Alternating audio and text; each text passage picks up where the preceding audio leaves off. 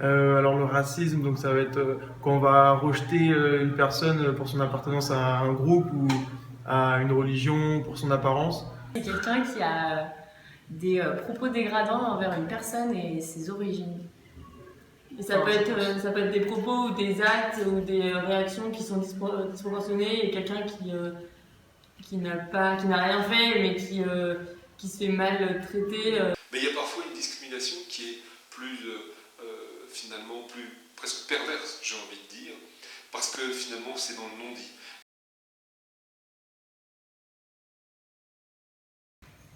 Ah bah si, par exemple, un truc tout bête, un match de foot, où on sait que des fois, surtout au championnat italien, où il y a des matchs de foot où quand il y a les noirs qui touchent la balle, il y a tout le public qui fait qui simule le gorille. Bon voilà, ça c'est des scènes que j'ai vues.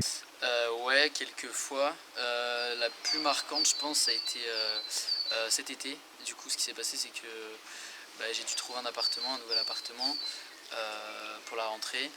Et ce qui s'est passé, c'est que j'en ai trouvé un très bien placé, bien exposé, etc. C'était stylé. Et la personne que j'avais au téléphone était très contente de trouver un locataire. Sauf que quand je lui ai demandé certains papiers spéciaux pour les virements internationaux parce que mon père habite au Maroc, elle s'est directement braquée. Elle m'a dit des choses comme je veux pas de Daesh chez moi, etc. Ce qui fait que ouais, ça a été une des expériences les plus tristes en fait, parce que c'est là où tu te rends compte que tu pars pas à égalité en fonction d'où t'es né. Bah forcément, je le prends très très mal. Enfin, moi déjà, je le prends mal quand il s'agit de moi, mais même quand il s'agit des autres. Et ça t'arrive de plaisanter là-dessus ou pas du tout? Ouais, pour plaisanter, ça peut m'arriver. Enfin, moi, je sais qu'on plaisante avec moi par rapport à ça. Et du coup, j'en rigole aussi, mais bon, il y a certaines limites à pas franchir, je pense.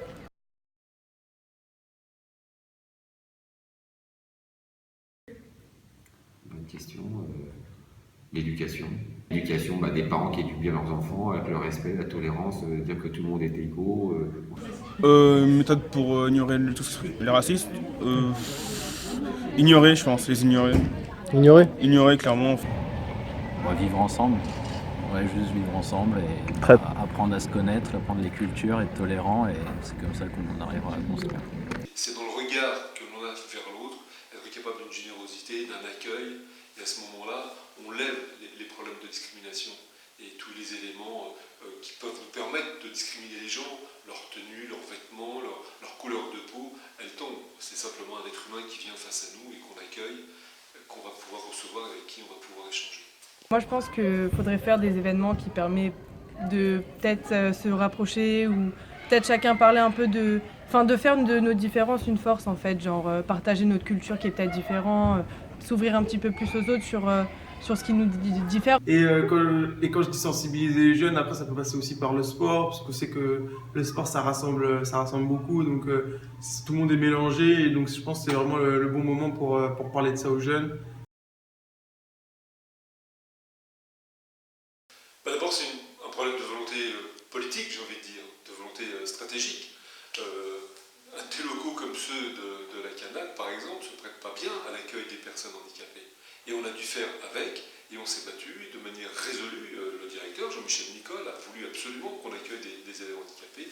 Et nous tous, on a à cœur de faire que des jeunes qui ont un handicap, que ce soit moteur ou bien que ce soit au niveau visuel ou auditif, puissent travailler, puissent finalement continuer une vie quasi normale. Donc ça veut dire aussi acheter un véhicule. Donc c'est une volonté vraiment politique fondamentale, c'est de se battre avec ce handicap pour le lever. Voilà, ça c'est le regard qu'on porte nous à l'EPF sur les personnes qui ont un handicap pour leur permettre d'avoir la vie la plus légère et la plus facile possible.